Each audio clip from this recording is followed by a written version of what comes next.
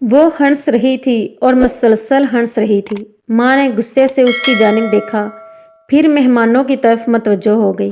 وہ سمجھ گئی کہ آج پھر کلاس ہو گئی۔ مہمانوں نے رخصت چاہی، ماں بھی دروازے تک گئی۔ اس نے جلدی جلدی برتن سمیٹنا شروع کیے۔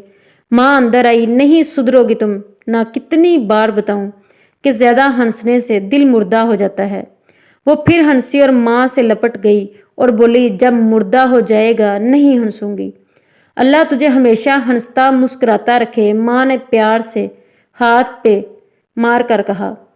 وقت گزرتا گیا اور اتنی تیزی سے گزرا کہ پتہ ہی نہ چلا کہ کب گھر کی چڑیا چھوڑ کر بابل کا دیس پیا کے آنگنا پہنچ گئی۔ کچھ فاصلے انسان کو انسان سے دور تو کر دیتے ہیں، مگر دل کے رشتے کبھی دور نہیں ہوتے، خاص کر اگر رشتہ ماں بیٹی کا ہو۔ وہ مہینے میں ایک بار آتی اور وہ بھی چند گھنٹوں کے لیے۔ آج بھی وہ آئی اور سب کے ساتھ بیٹھی ہوئی تھی۔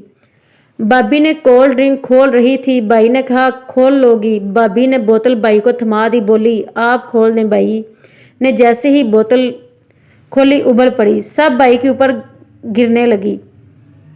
سب ہنسنے لگے، ماں کو بھی ہنسی آ گئی۔ ہنستے ہنستے ماں نے بیٹی کی طرف دیکھا۔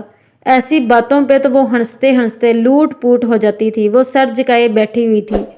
ماں نے اس کے سر پہ پیار سے ہاتھ پھیرا۔ ماں بولی، کیا بات ہے بیٹی، تم نہیں ہنسی؟ بیٹی نے اس ماں کو دیکھا اور بولی، ماں دل مردہ ہو گیا ہے۔